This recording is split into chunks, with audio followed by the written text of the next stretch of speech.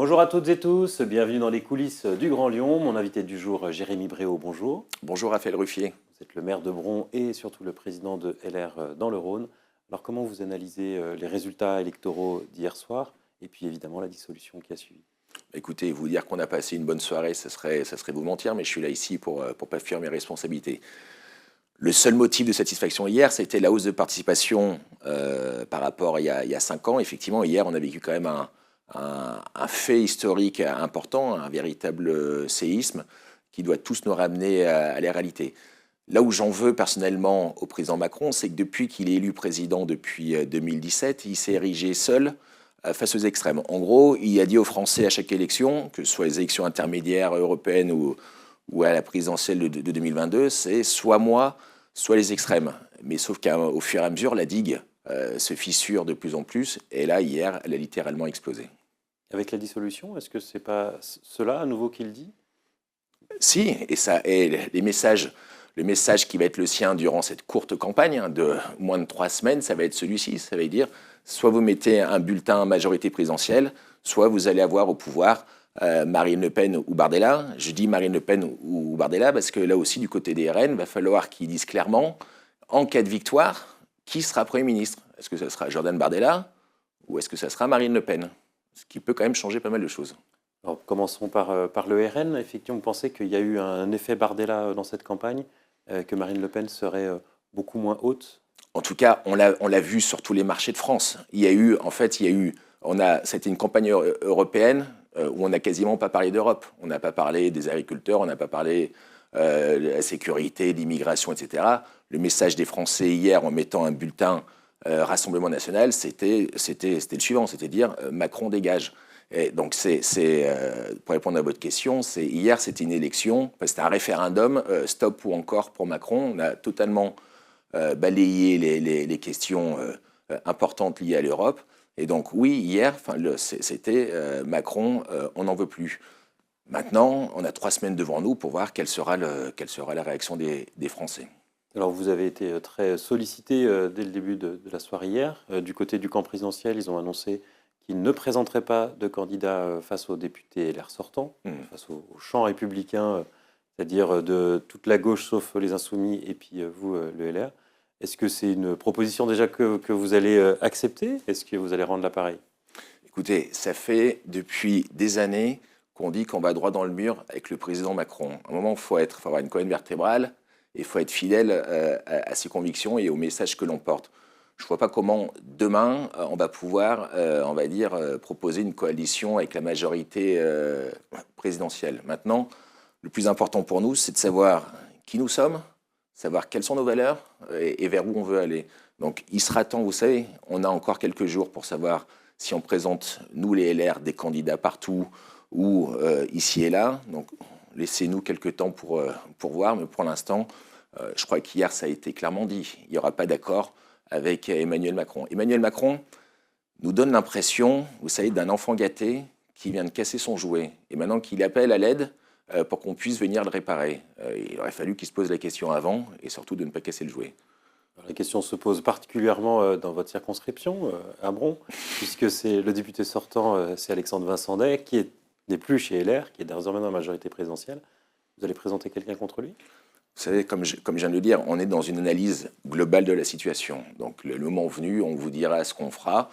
Et quand on étudie une situation, on met sur le tapis différentes hypothèses. Nous verrons bien le moment venu. Vous aurez la réponse très rapidement, puisque je crois que le dépôt des listes aura lieu d'ici la fin de semaine.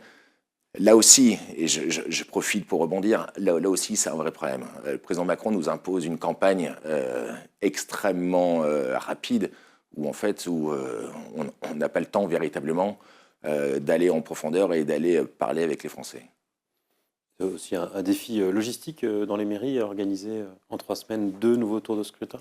Oui, parce que ce soit le personnel municipal ou que ce soit même les élus qui tiennent les bureaux de vote, ils s'étaient préparés à tenir les bureaux de vote hier pour les européennes. Maintenant, ça veut dire encore 2 tours. Il y en a, je prends l'exemple chez moi, j'ai un adjoint qui a le baptême de son petit-fils, une autre qui est gendarme réserviste qui est pris. Ça va être compliqué pour nous d'assurer les 2 tours de scrutin dans un délai aussi rapproché.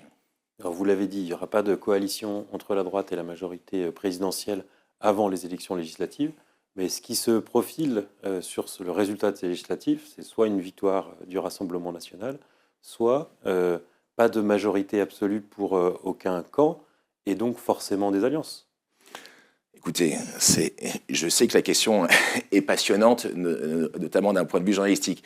Faut laisser passer les étapes une par une. Moi, je vous propose d'y répondre post-7 juillet. Mais en tout cas, il y a aussi une chose dont on ne parle pas suffisamment. C'est aussi savoir qui va gouverner la France. Il y a une chose également dont on parle. On parle, en gros, on nous présente le match Macron ou le Rassemblement national. Mais il y a aussi un risque que l'on voit. Hein. On a échappé très peu la dernière fois à l'arrivée au pouvoir d'extrême gauche, et notamment de la ligne islamo-gauchiste ou wokiste emmenée par Mélenchon. Et il ne faut pas sous-estimer ce risque qu'il puisse y avoir le 7 juillet de se retrouver aussi avec une extrême gauche aux portes du pouvoir. Donc je ne crois pas qu'on soit uniquement dans un match Macron-Le Pen-Bardella. C'est pour ça que la situation est extrêmement grave. Et nous, au niveau des LR, ce que l'on propose, c'est une alternative. On a la chance de gouverner. Vous ne faites pas de différence entre la gauche, quel que soit son nom, la gauche unie, et le Rassemblement national? Et vous vous rendez compte, Jean-Luc Mélenchon et ses députés, l'image qu'ils donnent de la France à l'étranger, leur attitude, notamment dans le conflit israélo-palestinien, l'islamo-gauchisme qui monte partout, cette volonté, oui, enfin, vous pensez une seule seconde que Jean-Luc Mélenchon, en proposant de reconstituer la NUPS, va accepter de se ranger derrière Raphaël Glucksmann? J'y crois pas une seule seconde. Vous préférez, vous désisterez pas en tout cas pour des candidats de la gauche qui sont mieux placés pour battre le Rassemblement national? Là, vous me parlez de la question de l'arc républicain. On voit très bien que l'arc républicain, depuis 20-30 ans, ça marche plus, ça fait peur à personne. Moi, ce qui m'intéresse, c'est plutôt de savoir qu'est-ce qu'on va faire au second tour dans un duel France Insoumise, Rassemblement national, majorité présidentielle. Moi, la question qui m'anime, c'est comment on va faire pour nous être au second tour et pouvoir gagner les élections. Parce qu'il y a un risque très identifié pour les LR, c'est que la dernière fois, vous aviez conservé un nombre substantiel de députés parce que le Rassemblement national n'était pas présent dans tous les seconds tours, alors que là, on imagine mal qu'il ne soit pas qualifié, par exemple, dans la 13e circonscription dans le Rhône. Il faut voir au cas par cas. Effectivement, la question, c'est est-ce qu'on aborde ces élections dans un climat de confiance et important? Ça va être compliqué pour nous. Je vais pas vous dire que c'est bon, ce qui s'est passé hier, ça nous réjouit et on aborde les élections dans un esprit de gagne. En revanche, ce qui est clair, c'est que là, on est face à un choix. C'est soit on vote extrême, soit on vote Macron. Enfin, en tout cas, c'est ce qu'on veut essayer de nous vendre. Nous, on dit non, il y a une autre voie. Il y a le parti de la droite, avec des valeurs, la liberté d'entreprendre, être ferme sur la sécurité, avoir une approche pragmatique sur l'environnement. Il y a une autre voie, à nous d'être suffisamment convaincants durant les 3 semaines qui viennent pour porter ce message auprès des Français. Il n'y a pas de fatalisme, il n'y a pas on veut nous enfermer comme on nous enferme depuis des années là-dedans. À nous d'être convaincants. On a quand même la chance d'avoir des élus de qualité sur les territoires. On détient une grande majorité des villes, la moitié des villes de la métropole, on détient des départements, on détient des présidents de région, je pense notamment à Laurent Wauquiez, à nous sur le territoire, de porter ce message fort. Est-ce que les LR ont besoin que Laurent Wauquiez s'implique dans cette campagne et se présente lui-même aux législatives? Vous savez, Laurent Wauquiez, c'est un homme d'État qui n'a jamais fui ses responsabilités. À lui, dans les prochains jours, de savoir ce qu'il va faire. En tout cas, moi, je l'appelle de mes voeux, effectivement, dans les moments où l'histoire peut balancer, peut balancer d'un côté ou un autre. On a besoin d'hommes d'État qui ont des paroles fortes. Et je pense que Laurent Wauquiez en a une. En tout cas, moi, je l'appelle de mes voeux. Donc, vous souhaitez qu'il soit candidat aux législatives et qu'il mène votre camp à la bataille? Après, voilà, lui nous dira ce qu'il fera dans les heures ou dans les jours qui viennent. En tout cas, est-ce qu'il en a l'étoffe? Oui. Est-ce qu'il est en mesure de nous amener à la victoire? La réponse est oui. C'est un tout petit peu trop tôt pour analyser les résultats dans les différentes villes, mais ce qu'on voit, c'est que dans votre commune à Bron, c'est LFI qui est en tête, suivi du RN, vous n'arrivez qu'en 3e position.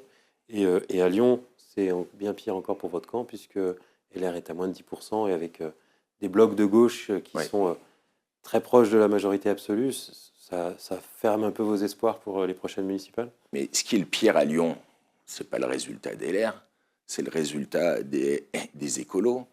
Leur score a été divisé par 2. Donc moi, je serai à la place de Grégory Doucet, j'aurais aucune raison de me réjouir. Ils sont quand même devant vous. Ils sont devant nous, mais ils étaient largement devant nous il y a 5 ans. Là, ils sont juste devant nous, alors qu'ils sont manettes depuis 4 ans. Ils ont fait un score divisé par 2. Donc si on regarde de façon objective, Raphaël Ruffier, je pense qu'il y a plus d'optimisme de notre côté à Lyon que du côté de Grégory Doucet. Jérémy Bréau, je vous remercie. Merci à vous. Et puis je vous dis à demain pour une nouvelle émission des coulisses du Grand Lyon.